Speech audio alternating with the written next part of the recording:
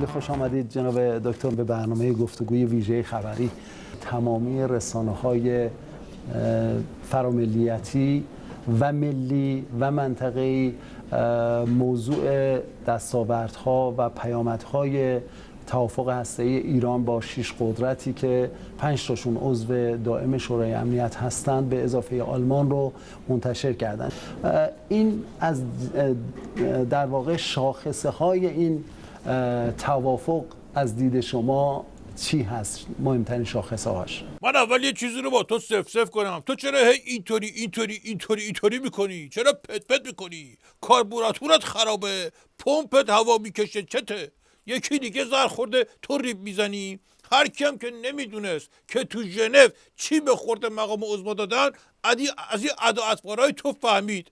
هیچی، شاخصش همینه که هر کی تو بیت مقام عظما متن موافقت نامه یه بار خونده عین تو شده. جناب دکتر، ما در واقع این موضوع 10 ساله که در هر حال به عنوان یک بحران ساختگی برای ملت ایران ایجاد شده و افراد مختلفی، چه مقطع اول که جناب دکتر روحانی بودن، بعد جناب آقای لاریجانی، جناب آقای جلیلی و الان جناب دکتر ظریف، هیچ زمانی نبوده که صدای نامتعارفی شنیده بشه. البته این دفعه صدای نامتعارف بدجوری شنیده شد. تازه منتظر باش که صدای دیگه هم از نظام در بیاد.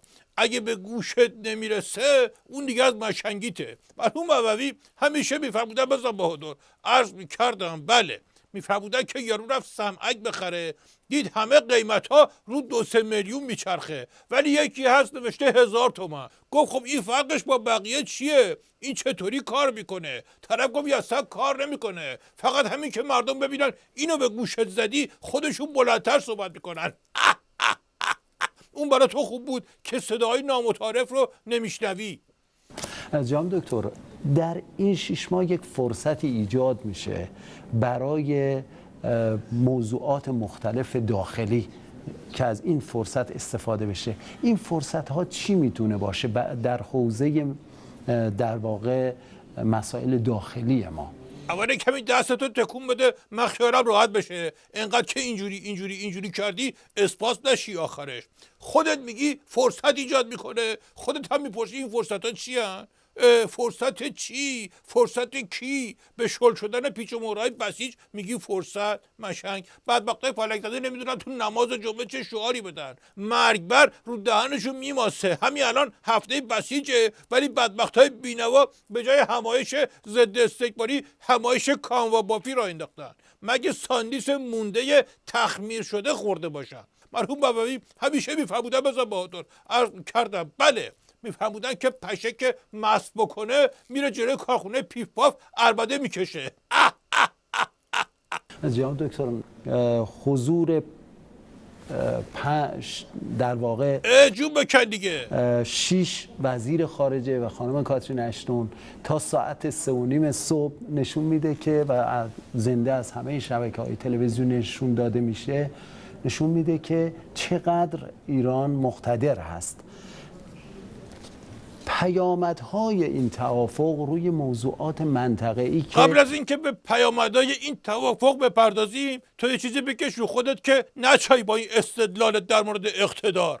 یعنی اگه مثلا تا یه رو به 4 و میسادن قوی تر میشدیم. خود مقام عظما هر شب تا 3-3:30 آتیش بیار معرکه برای منقلش. یعنی الان خیلی مثلا اقتدار داره خودش خبر نداره. ناکس.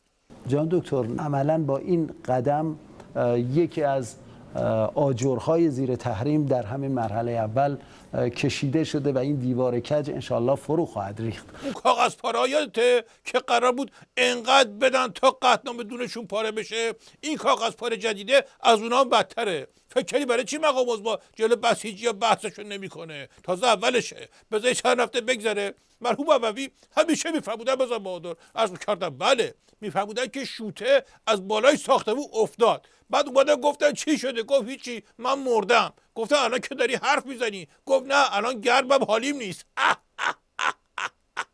تازه مرحوم ابوی یه چیز دیگه هم میفهموندن که به این بحث قطعنامه میخوره. میفهموندن که یه کاغذ گوله کردن، پرت کردن، خورد تو سر مشنگه، طرف دراز به دراز افتاد. رفتن باز کردن دیدن توش نوشته پاره آجر.